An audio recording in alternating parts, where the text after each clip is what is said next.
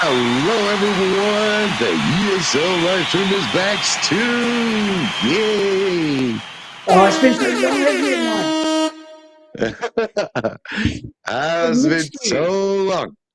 Good to see you back. That's awesome to have you with us again. Of course, not on the same timeline, but still good to be together. We can make it anytime.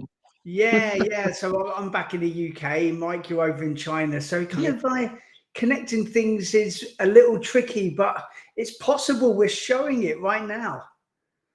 exactly. Because you know why? Teachers are magic. Yeah. Can you hear that? Yeah, we are magic. Oh man. Oh, you're coming. We better be on our Great. best behavior. That's true. Thank you, everyone. Hope you guys doing good. Hope you can hear everything that we can say. We are never sure what can happen in here. Thank you, everyone, for saying hello. Today we're not live on TikTok because I got a little problem. I got banned for TikTok because I I'm was still missing here. a little bit too much. But I'll be back on the 24th. That was just, I'm learning as well with social media, always with TikTok or Douyin. It's always sometimes a deception. There are things you can do, but so you got to be careful. Yeah, so thank you I think on Instagram, I missed the shot. Man, I was so excited to see Stu back. So that's awesome. On YouTube, Facebook, guys, feel free to leave your questions. If you need help, uh, just let us know. Stu is here. How's everything doing, Stu? There's been a lot of stuff happening in your life these Yeah. So days, yeah. right? So Just I've been away for a couple of months. congratulations. Basically, my wife's had a baby.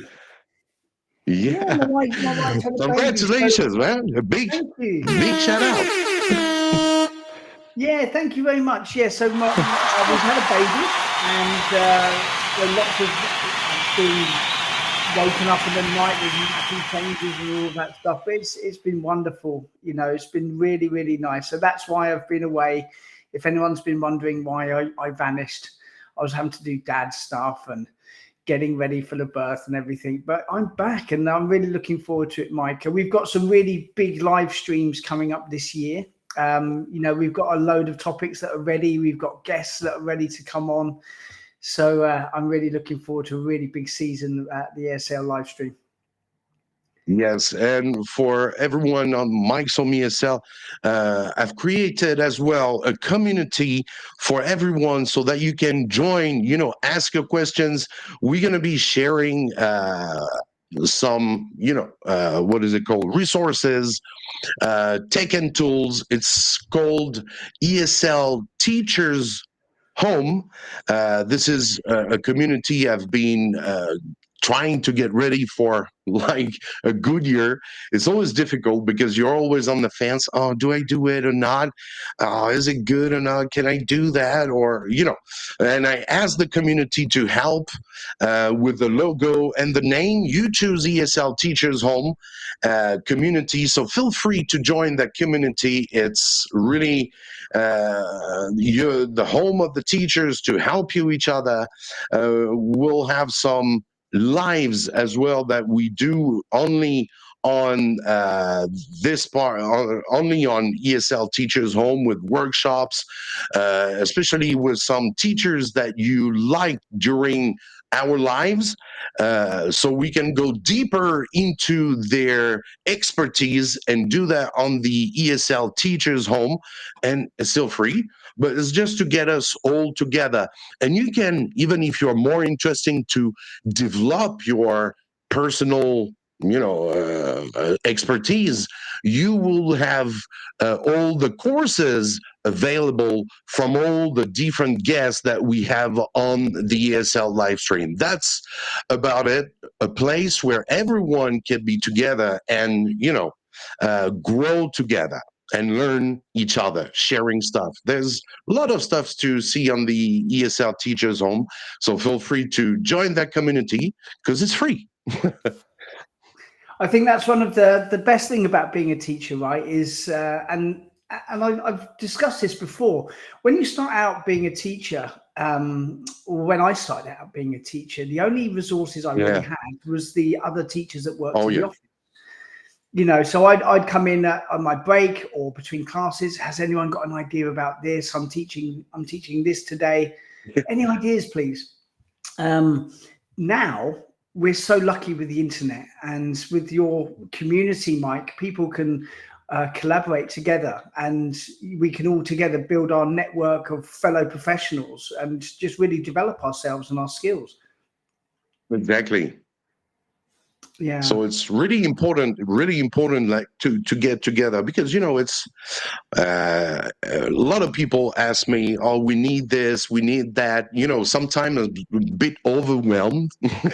So like there's a place where not only me but others can help, and so that's also I think it's a Mm. great opportunity for other teacher to give, to share, and to be rewarded, because helping others, it's also very rewarding.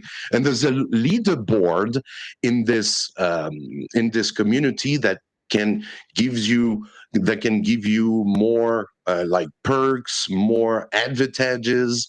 You can go and do hosting in the community, being a host. So it's just helping each other and giving a platform for others to grow. Yeah, lovely. So I've already joined, so I'm really looking forward to being a part of that, and speaking to other teachers and always getting new ideas. So looking forward. Exactly, because a lot of people always want to. We can't cover everything in one live stream. So if you want to know more, if you want to get more, Q&A takeaways, just feel free to join. And today, we're going to be talking about reading, right? Everybody is Mm. here for training. So, Stu, what are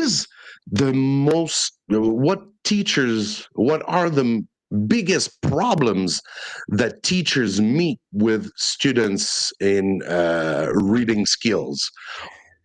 Yeah, I think the biggest problem that TEFL teachers have with reading is just really knowing what to do with the text. So, you might be on, like, you've got a text about someone dining on page 19, Yeah, and you open the book and you're like, oh, everyone read this. And you don't get the most out of it.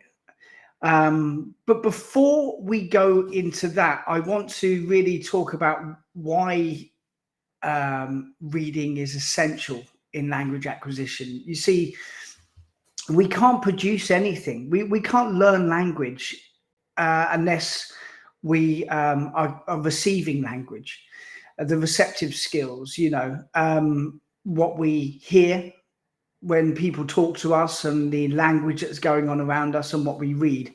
And we're not ready to produce any English, to speak English, until we make that step first. So that's why reading is essential to get in the language, the linguistic resource to be able to later go on and produce language. So reading is yeah, essential in your classes, and it's not something that should be skipped or diminished. We really need to really work in good reading practice into our classes. Yeah. So what? How can people use reading? Well, first off, it's very different being reading in L1 in our first language and reading in L2. There's lots of really big differences that we'll come on to a little bit later.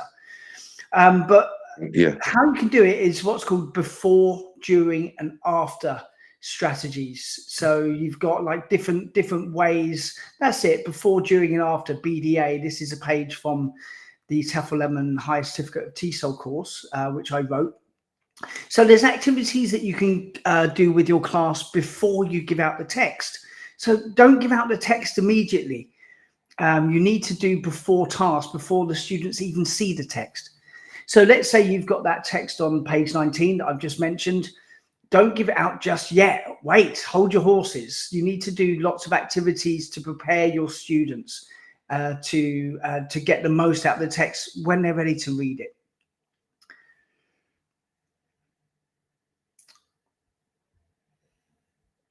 Yeah, so this is a part to make things wait for me. You still here, bro? Yeah, Yeah. I'm still here. Okay, yeah.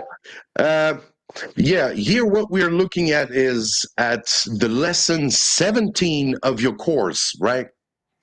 Yeah, so we've this is just basically an introductory page, and then within the course you've got several different ideas about things that you can do Great. before you give out the text, and then you've got a huge section of real activities that you can use in your classes to do during your reading while your students are actually looking at the text.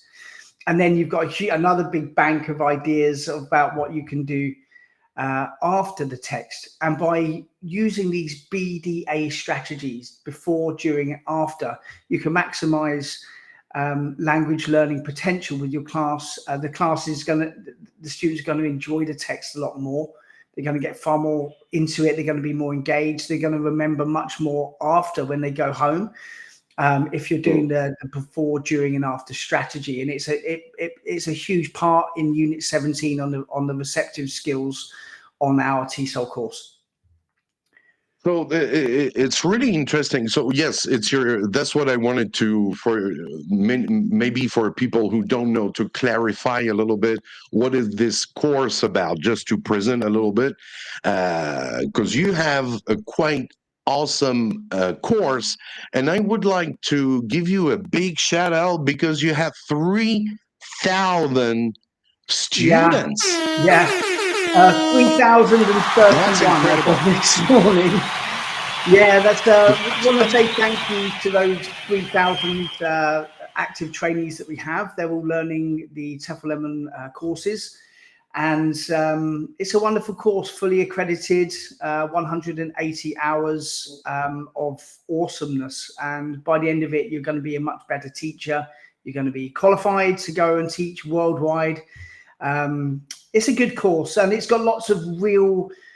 It was written by myself. I've got 22 years of classroom experience. I've been there. I've got the t-shirt. I understand what it's like being a teacher.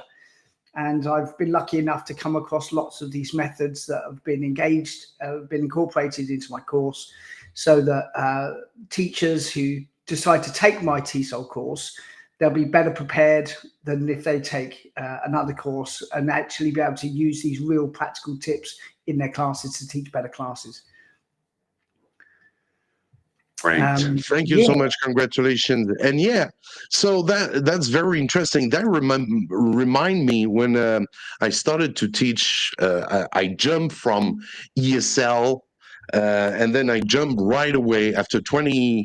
Yeah, I would say a good 20 years of experience in ESL teaching. I jumped right away into an international school, and then started to teach ELA. And I was teaching reading and writing. The English part, the grammar part was for another teacher. So I was teaching reading, and I come across a kind of strategies. You had to learn. I had to, update myself, because this is not ESL. Obviously, it's English language literacy. So it's like that's really different from ESL for sure. But I definitely think that there are good stuff to take from it, even for ESL teachers. Like, it doesn't mean to be that difficult, because there are some strategies that might be a little bit difficult for ESL students level when they reach high school, like grade 9 or grade 10. It's quite tough for them to reach that international level. So yeah, that makes me remember about the reading process. Yeah, so you've got, I mean, the people watching this live stream, you might be teaching beginning reading. You might be teaching phonics. You might be teaching exactly, yeah, Shakespeare. It comes in all different guises, but the basics remain the same. You need to provide texts which are just over the level of your student, just above, not too difficult, not too easy.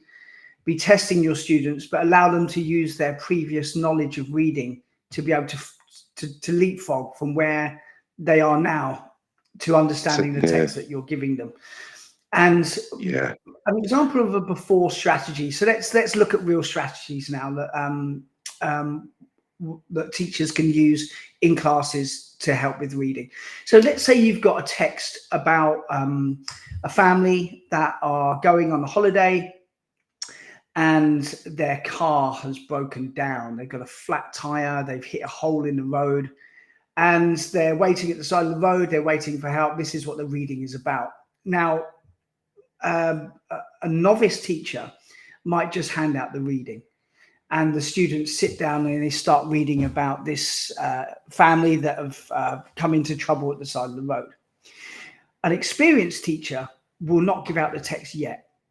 They'll do these before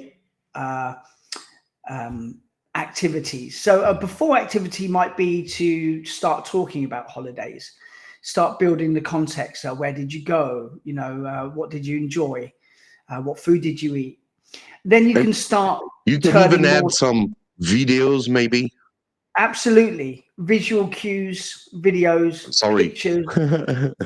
No, it's okay. Yeah, no, it's it's this is what the live's about. You know, just two teachers sharing their knowledge. You know, so. Yeah, so you can then start talking about road trips. Have you been anywhere in a car? Do you enjoy car journeys? And what you're doing, you're slowly tuning the students' thinking towards being in a car, the feeling of being in the car, looking out the window, talking with the driver, you know. So you're activating this schema, this knowledge and this experiences, and that will help the reading a bit later on. So you can start brainstorming ideas. Now you're going through the gears, so you can start brainstorming ideas with students. What's good about going on car trips? What kind of problems might you have? And then someone might say the car will break down. Okay, the car will break down. Has anyone ever been in a car that's broken down? And then you can start writing language on the board, developing these ideas, getting students to think together or think together in pairs. This is a good before task. Then you're ready to give out the text. The students are reading about a topic they've just been talking about. They're not going into the reading cold. They're going into the reading warm, and they can get much more meaning from the text. This is a good before activity. Another before activity might be to pre-teach any problematic vocab. So it's very. Yeah, go on, Mike. Yeah, go ahead. Yeah, no, I think there's a kind of it might be a bit lagging, but it's all good for me. What I was thinking is like, before reading is pretty much hooking the students, give good hooks, like try to grab their attentions by using like what we call pre-reading. Yeah, right. Yeah, it's like just pre-reading tasks. And then after that, by that you're developing, you're getting their attention, you're building the engagement, you're building you're developing their interest in what they're about to read, and they go in with a level of excitement about potentially finding out what's on the page. Sorry, Mike, go ahead. No, I was checking after that. What do you get? It's the second part is while reading, right? So the first Yeah, step, the second step, I'm going to stay on that image right here because it's quite pretty easier for people to understand. yeah, right. I think, yeah, That's it. so that we And can all see this yeah, and with right my before course, what it's reading. done, So it's full of cartoons. So I haven't. It's not this boring, dusty 15-year-old dry course. It's full of color cartoons explaining things. It's really different. It's an awesome course. Um, yeah. So during activity, you might have like underline any words that we've brainstormed on the board before. So as the students are reading, they've got a yeah, pencil in hand and they're circling different words that you might have before. There, right there, emojis. This is a great during task. yeah, Honestly, it's like how many teachers do this? You know, um, they can write an emoji. They can draw an emoji in these sentences and paragraphs as they read how they feel at the time. Maybe they find it funny that the family's that's got a awesome. flat Yeah. tire and they can draw a little like laughing emoji. You know, they find it funny. Maybe they find it sad. They do a little teardrop. So this is another example of during reading that they can really get the most out of the text. That's an awesome activity. Yeah, using emojis, that it's super fast. And because when you're reading, you might have a big thick book, and then you get to read. It's going to take time. You're going to even forget those examples or those little that nourish the reading, those little and then this is really really awesome. The emojis, using it's easy to draw. Everybody can draw that. That's really cool. That's it. Yeah. So this is another thing that you can do, like kind of during. You've got your standard like true or false, which they can be working on as they go through the text. You could underline. Underline words that the students don't understand. There's tons of stuff that you can do during. Yeah, this is another one. Choose a sentence that has this meaning or that you find interesting. Choose a sentence where the problem started happening. So there's tons of stuff. Never just go into class. Everybody open your books, please. Turn to page 21. Read the text. Don't do that. You've got loads of things that you can do before you open the text, and while they're reading, you've got this fun activities that can kind of challenge and give your learners a richer learning experience. Yes, that's true.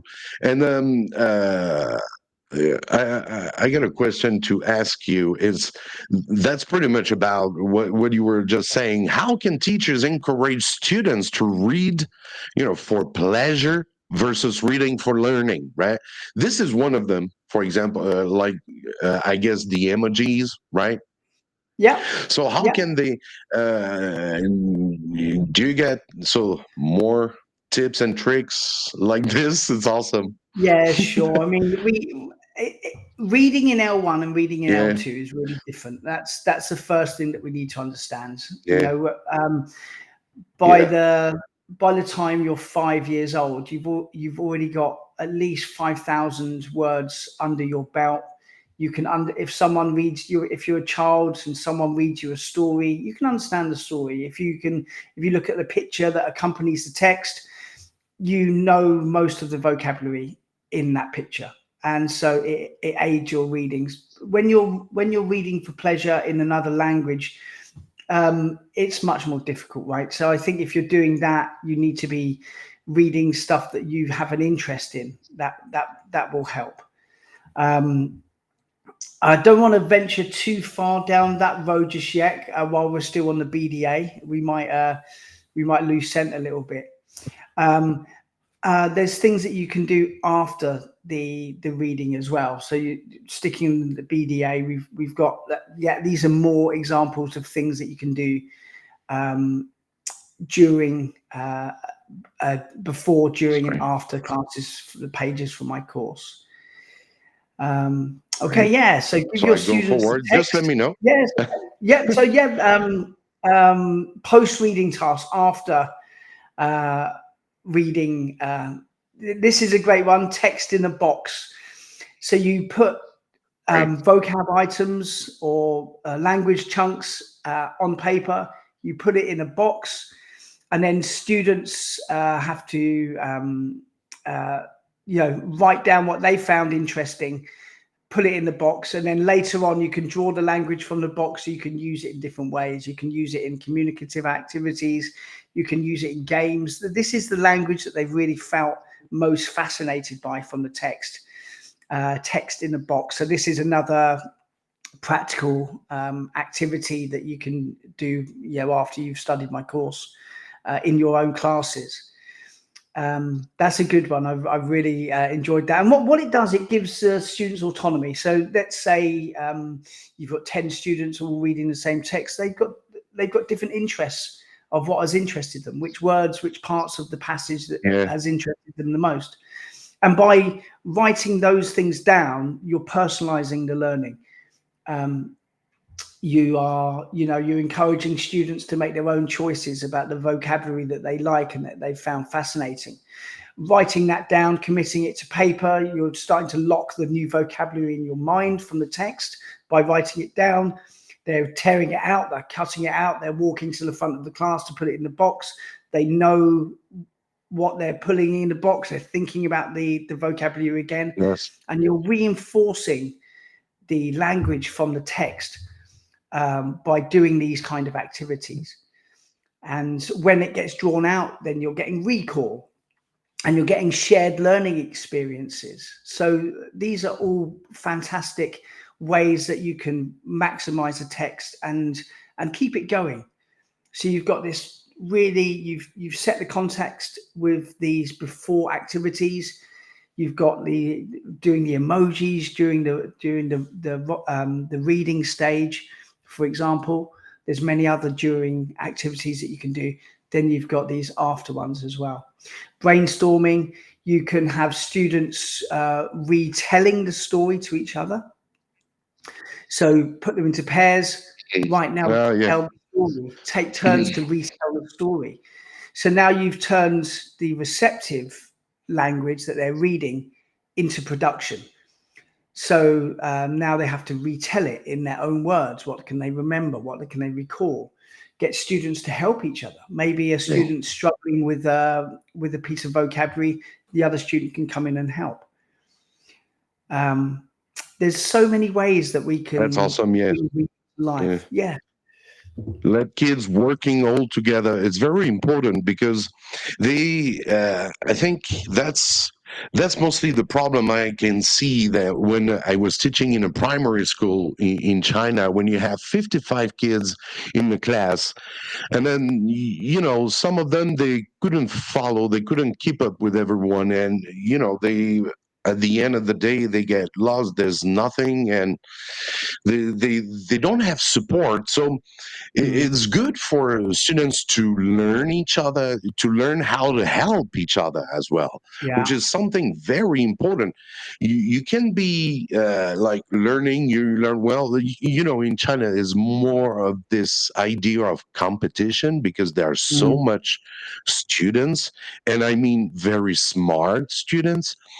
There's so much talented people in here, so it becomes a really a competition, and they don't really help each other. They don't really, and it's pretty much like this as well in real life, in social life. They don't, they help each other, don't get me wrong, for sure, but when it's in the company, oh man, there are stories, there are build up, there are a lot of BS stuff that happening inside, just because they want to get that position, or they want to be better than the other, Yeah, it's and a very there's so competitive much society, stuff isn't it? to Yeah. yeah. So it's very important for students to learn how to help each other, and everyone has his own place. to do what and how to do it, and then maybe they Yeah, do it better than the other. So it's, tasks sharing as well is very important. it's so important. And like Mike, we lived in China for like 20 years. We know what it's like teaching in Yeah, these large classes. true. And students can kind Yeah, of get lost, right? The ones at the back, the ones it that breaks my heart have sometimes. given up, they they they really Mm. struggle with English. They're seeing the kids at the front interact with the teacher talking, and they go into their shell at the back. It's not fair. So Mhm. actually, within my course, again, the receptive skills is unit 17. Unit 16 is how to teach large classes, how to Yeah, make sure that those kids don't fall through the cracks at the back, um, and ways to true. work with each Yeah. other and build community in large classes. But moving back to the reading, things like this can really work on student engagement and student community, where they can be working together. So they can be working independently. You can put them into pairs. You can put them into pairs, and then after a time limit, the pairs change. So one student will go over, and then they recap it again with each other. Just for example, or you go, right, okay, now change. Now this time, remember all of the verbs that you can remember. Just for example. You can then move it into big groups. You've got these different ways and different directions that you can go in with your reading tasks that you can do. Recapping the story, rewriting the story, so you can like change the method of production from speaking into writing. Then you can work on on spelling, grammar structure, accuracy. There's different directions you can go in with the reading task. Yeah, that's it. So speaking in pairs about the text, where you're changing, you're getting the students to recall the reading, getting them now to produce it, changing that receptive skills into productive skills. It's a really wonderful way, and you've got the resources in your classroom. You've got people there that you can work with. Oh You've got yeah. students you can work with. Oh So, yeah. and this is a fantastic way, and you can split it. So you can let them read it quickly, and then put them into pairs. And then once you feel you've got your ear on everyone talking, it's starting to slow down. You can hear people repeating themselves. Okay, now return to the text. Read it again. This time, do this different during activity. So before we did this during task, now do that during task, reading the same text. Okay, now return to your pairs. What more can you say? So you're going from one, it's not linear. You're moving from one thing to another. You can go back again. It's okay. And by doing this, we are using different methods to really get the most out of any text in your class. Oh yeah, reading in class, it makes me remember my first job. My very first job, I was teaching for. I got to share that because that was something that was back in 2002. My first job was in. I was a teacher in a university, and I had students that was always waiting for me to read all the time, to listen. They were, not active. These kids, they were like 18, 19, and I was 24. So I was like, this isn't right.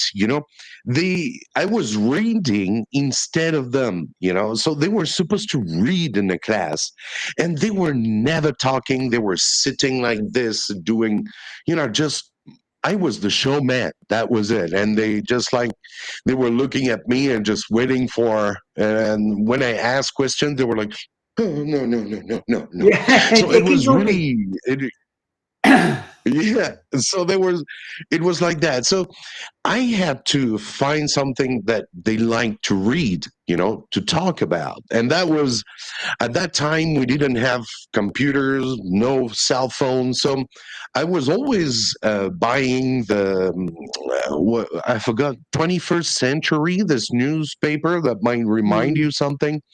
I think the name was 21st Century. That was a newspaper. And I would pick an article from these, and then an article that will make them react. That Yeah. was the perfect time we were talking about mobile phone. And then I would I would let them read, understand, and let them, ask them the new vocabulary. I would go with the new vocabulary. Then they would go back home. And before going back home, the very important part is here.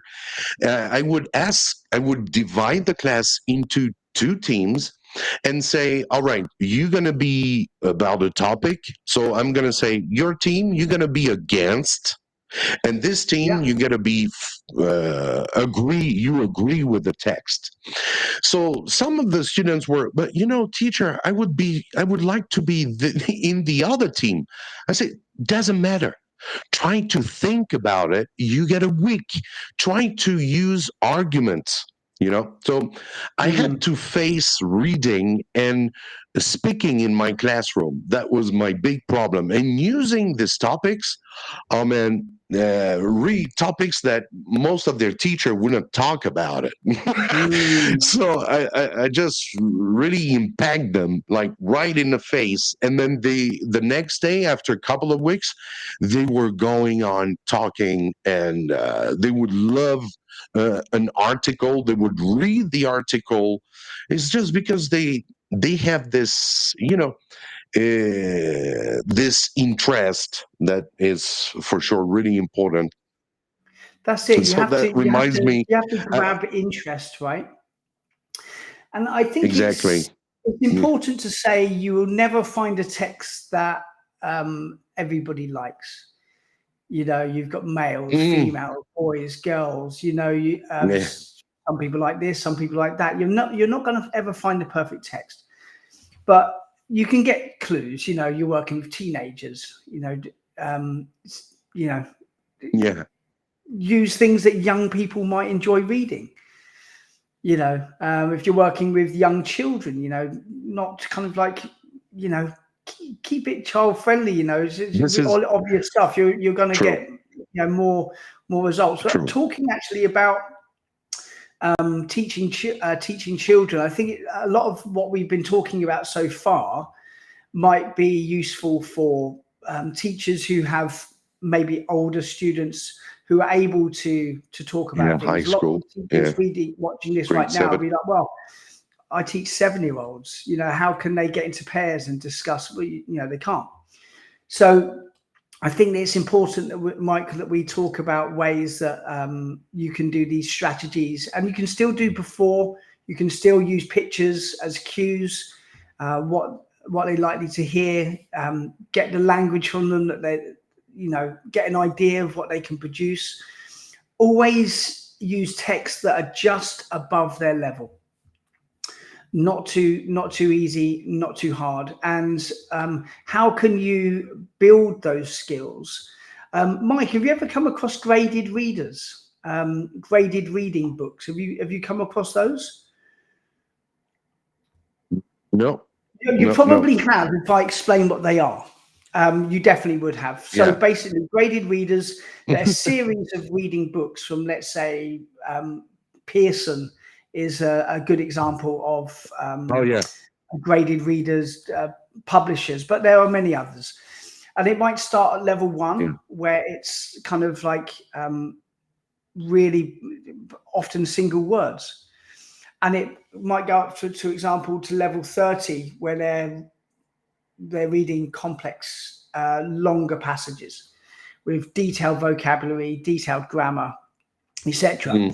So you give your student a personal assessment.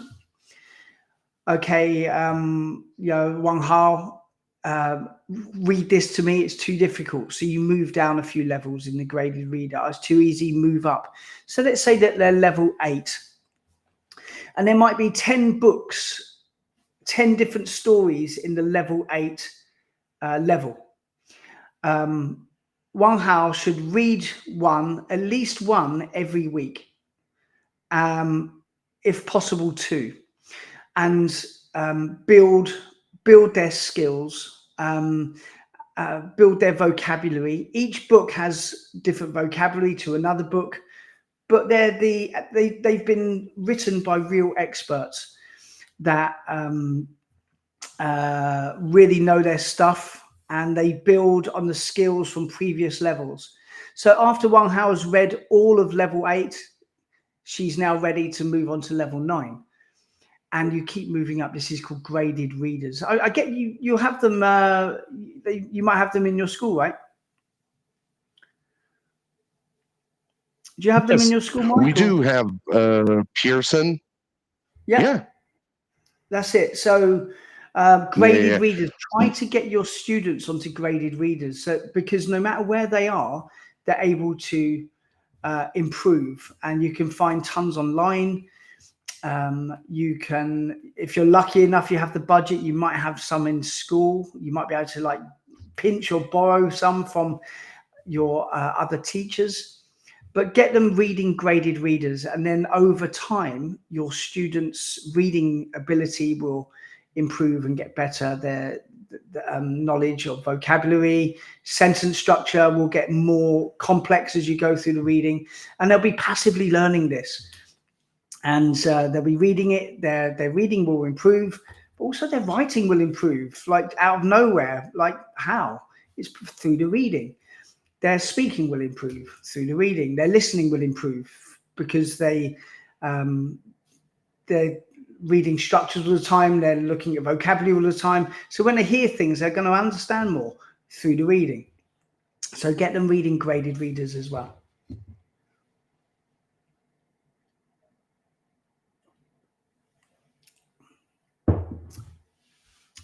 Great. Awesome. Thank you.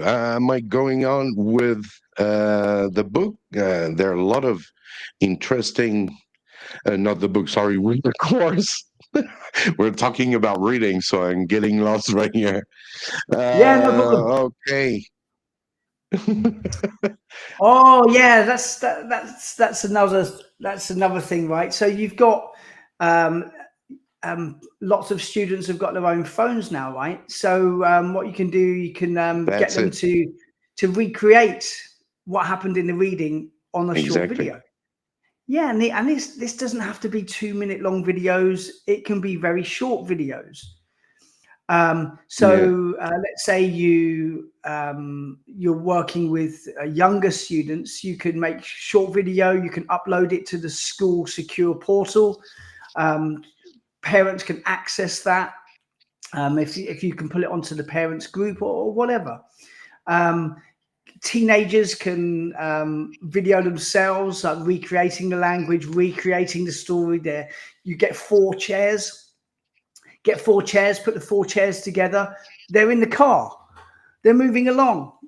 They're role playing what's happening in the reading. Oh no, we've got a puncture. What are we going to do? Right, you walk to find there's no signal. You walk to find a phone box. They can recreate what they've done from the reading on video. You can bring classes to life. There's so many directions you can go in anytime you're teaching TEFL.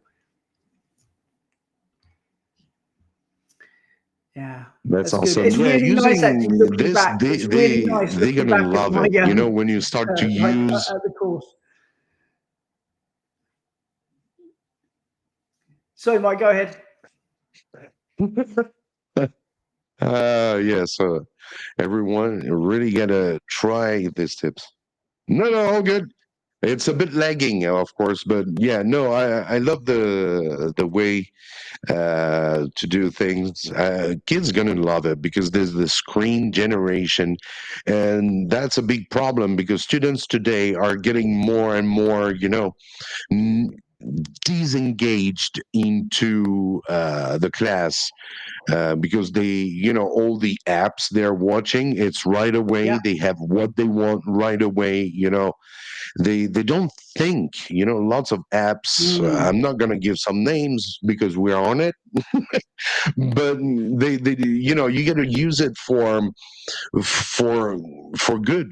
For the use it right. I Yeah. definitely think that these tools are really good as well for kids to learn. They are great tools for learning too, but Mm. obviously Absolutely. they want to be more entertained than learning stuff from these apps for sure. So Mm. yeah, stuff like that is really awesome.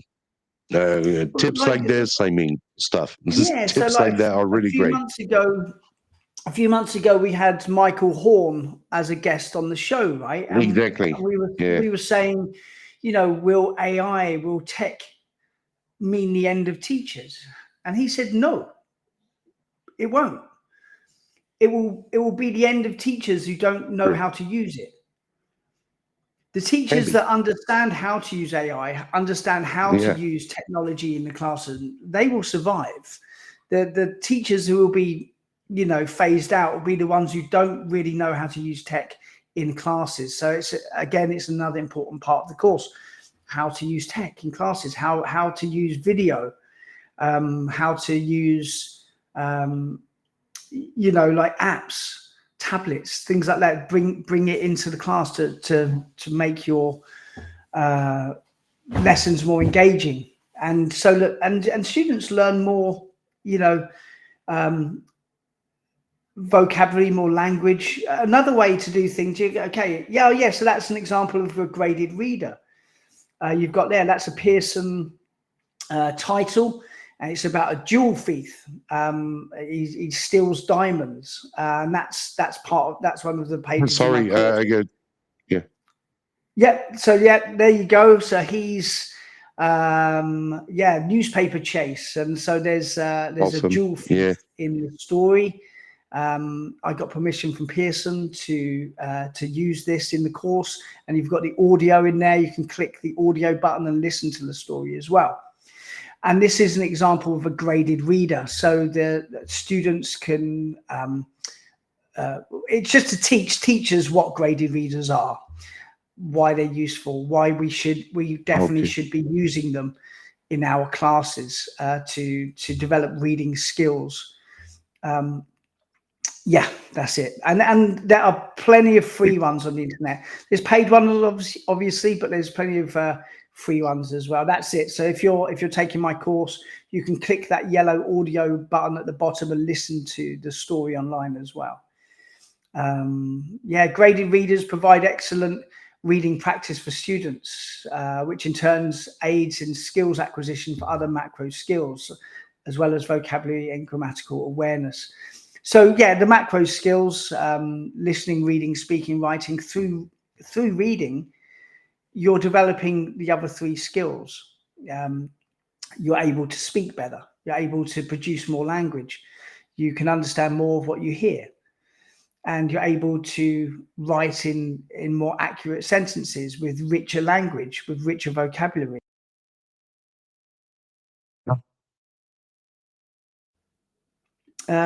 Yeah, that's it. So I think from this live stream, if we can say anything, is to bring more reading into your classes.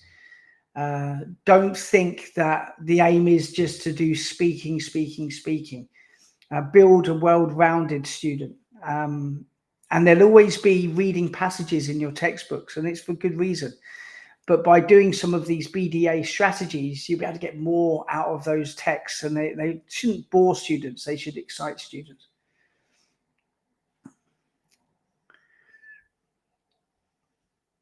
So feel free to join TEFL Lemon courses. That's really awesome. We can learn a lot all together. TEFL Lemon courses.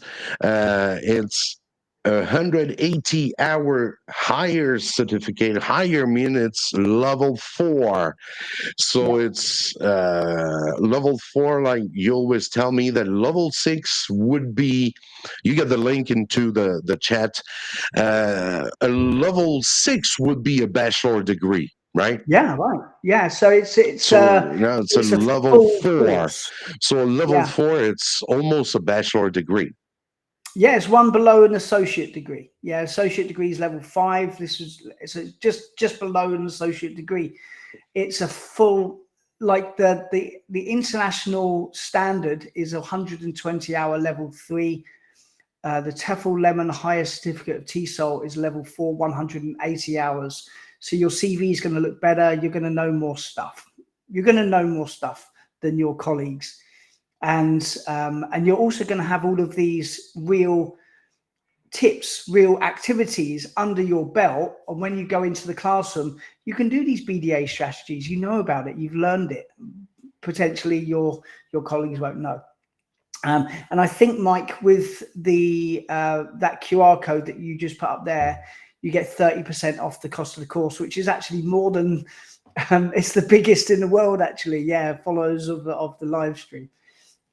Yeah, sweet saving. Yeah, I miss up with some question. I missed some question on Instagram because Instagram interface is really retarded in here to see all the message. That's really difficult. Yeah, we had a question from Jolie, and she was asking if reading is about Olympic, what kind of video they can film when we were talking about videos. So yeah, That's a so funny one. that's it. So What question we have? you can What use kind of activities short. students can do? Yeah, okay.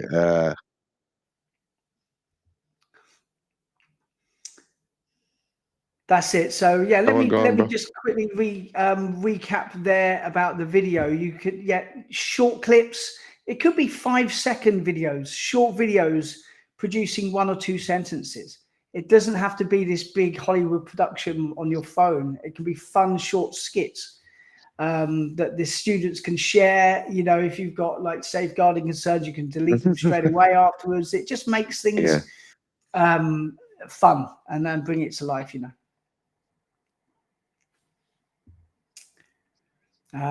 Cool. Any other questions, Mike? Do you have any exactly. other? The other day I did a project like this in for my French class. That was good. No more questions. No, I was just saying the project. I did a video project for my French students as well. They were super engaged into it. They were really Yeah. interesting in it. It was like to make a trailer from their favorite French movies so they can Ah, remake the yeah. trailers of their own. Of course, speaking in French, adding captions and all stuff. And it was awesome. They loved it. They get engaged. They were speaking. They were acting, and I might display this on ESL Teachers Home. So feel free to join the community because the live replay will be there as well. If you get questions, if you're watching the live like in a replay, but you have questions that you really want us to answer, feel free to go to ESL Teachers Home. Is going to be there too. And there's also another YouTube channel called the ESL Livestream that I opened a long time ago for people who couldn't see the lives. It's still the live replays. It's still there. So the ESL Livestream channel, when you can search on YouTube, you'll find it. And you will also have ESL Teacher Talk, where it's a podcast. It will be there too. But frankly, if you want to be, up to date with TEFL Lemon, Mike's Home ESL, just join the community, and that will be really awesome to be all together there, make it grow, and have a lot of workshops, getting into more detailed tips and tricks like we had today with Stu. Thank you so much, Stu, for being back in the house. uh, wish you all the best. Can you hear me? I've missed it. I've really missed it. You know, being here, working with you. Yeah, we're a team, Mike. We're a team. We're not meant to be apart. So I'm really looking forward to this season. You know, we're going to cover so many topics, and the We do. community We as are. well. Let us know in the community what topics you want to hear. You know, what do you want us to cover? And we can do that for you. So just fire over a message. Just tell us what you want, and we can do that for you.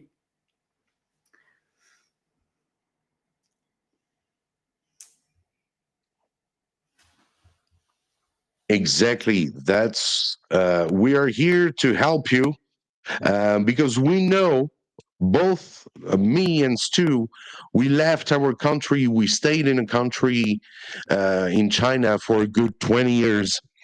And believe me, we felt many times, we felt very, very lonely. And that's why Mike ESL and TEFL Lemon has been on the top of the ESL industry, we can say, in China. I mean, a lot of people know us in China for sure, trying to help everyone, and that's all about it. So the link into is in the description. Feel free to join.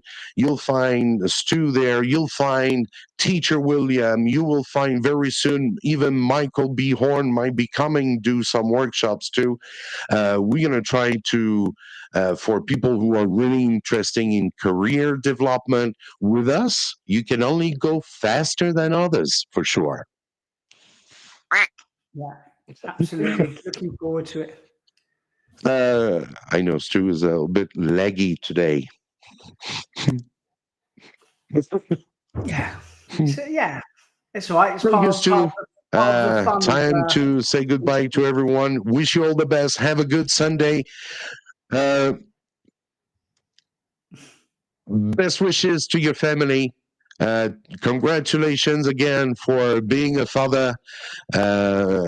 Congratulations to your wife, and best wishes to your lovely baby. That's awesome. That's beautiful. A newborn baby. And that's the most beautiful gift that a woman can give a man. Awesome. Big shout out to the mom. Thanks, Mike. Thank you. And the baby, of course. And of course, too. Thank you so much for your time. I think it's going to be time for the bib. No? Oh, It's time for. don't make him up. You Whatever gotta you make do. the milk. No, I'm just kidding. I'm a father of 4 kids, so I get you. You've been there. All right.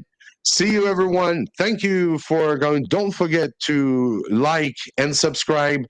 Go on TEFL Lemon, and as well like and subscribe to help more teachers being helped. Of course, when you need that help, you were happy to find Mike's on ESL TEFL Lemon.